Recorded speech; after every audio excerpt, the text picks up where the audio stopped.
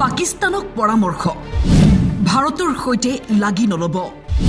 ৩১খন দেশ ভাৰতৰ সমৰ্থনত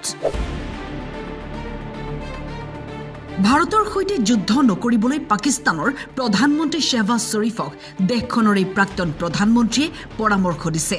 কয় ভাৰতৰ সৈতে যুদ্ধ নকৰাই ভাল এই সময়ছোৱাত ঠাণ্ডা হৈ থকাই ভাল হ'ব ভাৰত পাকিস্তানৰ মাজত বৰ্তমান পৰিস্থিতি যুদ্ধ সদৃশ ভাৰতে একশন লোৱাৰ পূৰ্বে পাকিস্তানত বান পৰিস্থিতি 20 से 30 फुट ज्यादा कर दिए गए हैं इस वक्त आप देख सकते हैं ভয় সংকাত সালেবেৰে কুবাই ফুৰিছে পাকিস্তানে ইয়াৰ মাজতেই এগৰাকী মন্ত্ৰীৰ ভাবুকি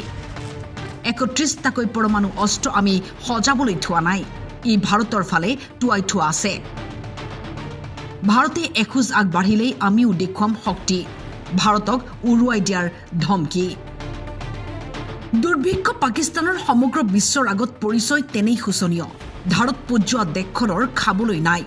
দেশে বিদেশে ভিক্ষা খুজি ফুৰিছে তাৰ পিছতো ডাঙৰ ডাঙৰ কথা অন্য শক্তিশালী দেশেও জানে পাকিস্তানৰ অৱস্থা কি পিছে ভাৰতে এনে খেল ৰচিছে যি খেলৰ পৰিণতি শত্ৰু দেশখনৰ নাতি পুতিলৈকে মনত ৰাখিব লাগিব ইফালে পাকিস্তানৰ সন্ত্ৰাসবাদীয়ে ভাৰতৰ নিৰীহ লোকক হত্যা কৰাৰ পিছত ভাৰতৰ সমৰ্থনত আগবাঢ়ি আহিছে ৩১খনকৈ দেশ তেওঁলোকে ভাৰতৰ লগত আছে বুলি স্পষ্ট কৰি দিয়ে